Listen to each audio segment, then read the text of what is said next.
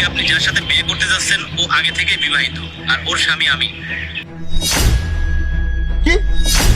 কি হলো জাহিদ, এভাবে চিল্লাচ্ছ কেন?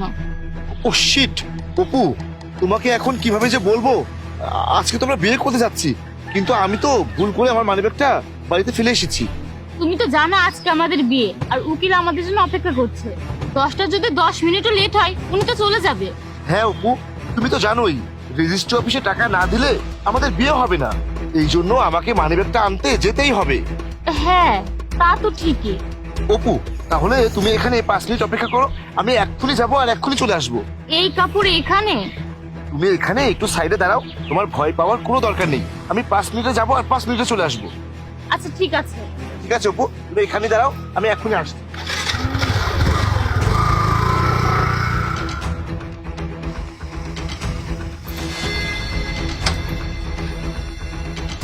এই, তুমি এটা কি ভিডিও বানিয়েছো আমার বউকে নিয়ে? আবার নিজেকে ওর স্বামী বলে দাবি করছো? কোন অ্যাঙ্গেলে তুমি ওর স্বামী? না চেহারায় না চরিত্রে, কোনো দিক দিয়েই নয়। হয়তো আমার চেহারার অবস্থা খারাপ হতে পারে, কিন্তু এটাই সত্য যে আমি ওর স্বামী। হ্যাঁ আমি তো বিয়ের জন্য বাড়ি থেকে বেরিয়ে পড়েছি। একবার শুধু ওর সাথে বিয়েটা হতে দে, তারপর দেখিস আমি কি করি। আচ্ছা এখন রাখছি, জাহিদের আসার সময় হয়ে গেছে। বিয়ে হয়ে গেলে আমি তোকে ফোন করবো। আমি কিভাবে বিশ্বাস করব যে তুমি ওর স্বামী? শোনো, তোমাকে একটা কথা বলি, আজ আমাদের বিয়ে। আমি চাই না তুমি এমন কোনো কিছু করো যাতে আমাদের বিয়েতে বাধা পড়ে। আমি এখানে কোনো বাধা দিতে আসিনি, আমি এখানে শুধু বাস্তবটা বলতে এসেছি। আপনার আমার কথা বিশ্বাস হচ্ছে না তো আপনি শুধু এখানে দাঁড়িয়ে দাঁড়িয়ে তামাশা দেখেন। আমি ওখানে যাচ্ছি আপনার হবু বউয়ের কাছে, তারপর দেখেন ও কিভাবে সব সত্য স্বীকার করে। শুধু দেখেন। ঠিক আছে, যদি তোমার কথা মিথ্যা হয় তাহলে কিন্তু আমার চেয়ে খারাপ আর কেউ হবে না। ঠিক আছে।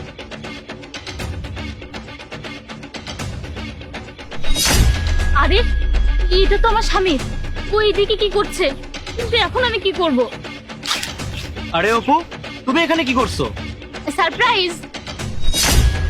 আজব তো, এভাবে কে সারপ্রাইজ দেয় মাঝ রাস্তায়? আর তুমি মাঝ রাস্তায় এভাবে বিয়ের পোশাক পরে দাঁড়িয়ে আছো কেন? ও আমি তো তোমাকে বলতেই ভুলে গিয়েছি, আজকে আমার একটা বান্ধবীর বিয়ে, আমি ওখানেই যাচ্ছি। আর তুমি তো জানো আমার কাছে কোনো ভালো শাড়ি নেই, এজন্যই ভাবলাম তুমি আমাকে বিয়েতে যে শাড়িটা দিয়েছিলে সেটা পরে চলে যাই। এই শাড়িটা তো আমাকে অনেক সুন্দর লাগে, তাই না? হ্যাঁ, তোমাকে এই শাড়িতে অনেক সুন্দর লাগে। চলো আমি তোমাকে অটো পর্যন্ত রেখে আসি। আরে না না, তোমাকে শুধু শুধু কষ্ট করতে হবে না, আমি একা একাই চলে যাব। তুমি তোমার কাজে যাও। আর তুমি তো জানোই তুমি যদি কাজে না যাও আমাদের সংসার চলবে না। আরে আমার কাজে যাওয়ার এখনো সময় আছে, চলো আমি তোমাকে রেখে আসছি। আরে না না, তুমি আমার কথাটা শোনো, আমি একা একাই চলে যাব। তুমি চলো তো আমার সাথে, আমি তোমাকে রেখে আসছি। অপু, আমি তো তোমাকে এখানে অপেক্ষা করতে বলেছিলাম, তাহলে তুমি এই ছেলেটার সাথে হাত ধরে কোথায় যাচ্ছ? আরে জাহিদ, ওই মানে আরে অপু, এই ছেলেটা আবার কে? তুমি তোমাকে বলেছিলে তুমি তোমার বন্ধুর বিয়েতে যাবে। হ্যাঁ হ্যাঁ, আমি তোমাকে বলেছিলাম না, এর বিয়েতেই যাচ্ছিলাম। এর বিয়েতে মানে? আরে অপু, আজ তো আমাদের দুজনের বিয়ে হওয়ার কথা, আর তুমি এইসব কথা কেন বলছো? ও আচ্ছা, এবার আমি বুঝতে পেরেছি। তাহলে তুমি এই ছেলের সাথেই আজকে পালিয়ে বিয়ে করতে যাচ্ছিলে, আর এর জন্যই তুমি বিয়ের পোশাক পরেছো, তাই না? হ্যাঁ, আমরা আজ পালিয়ে বিয়ে করতে যাচ্ছিলাম। কিন্তু তুমি কে? তুমি কি হও অপুর? এটা তো আপনি অপুর মুখ থেকে শোনেন, সেটাই ভালো হবে। অপু, সত্যি সত্যি বলো, কিন্তু এই ছেলেটা কে? অ্যাকচুয়ালি জাহিদ, এটা আমার স্বামী, আর আমার পরিবার জোর করে ওর সাথে আমার বিয়ে দিয়ে দিয়েছে।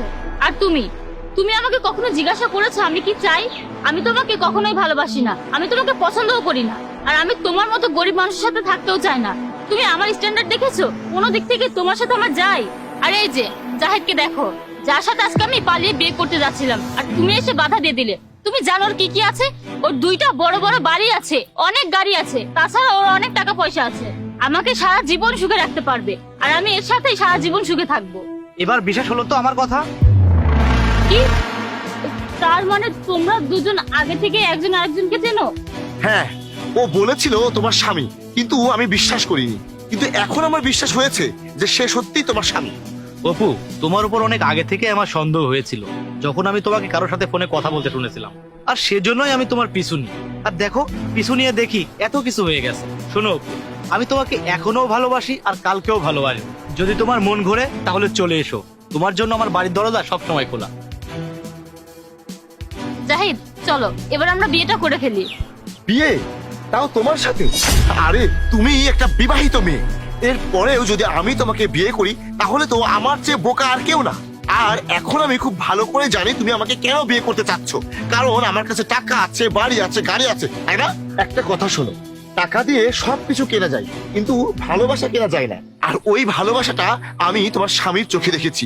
তুমি এতটা ভুল করার পরেও তোমাকে সে আবার একটা সুযোগ দিতে চাচ্ছে। ওর থেকে আর কেউ তোমাকে বেশি ভালোবাসতে পারবে না। তোমার জন্য এটাই ভালো হবে, তুমি এখন তোমার বাড়িতে ফিরে যাও। হ্যাঁ জাহিদ, আমি বুঝে গেছি টাকা আর ভালোবাসার মধ্যে পার্থক্য কি। তুমি একটা কাজ করো, আমাকে আমার বাড়িতে রেখে এসো। হ্যাঁ ঠিক আছে, চলো।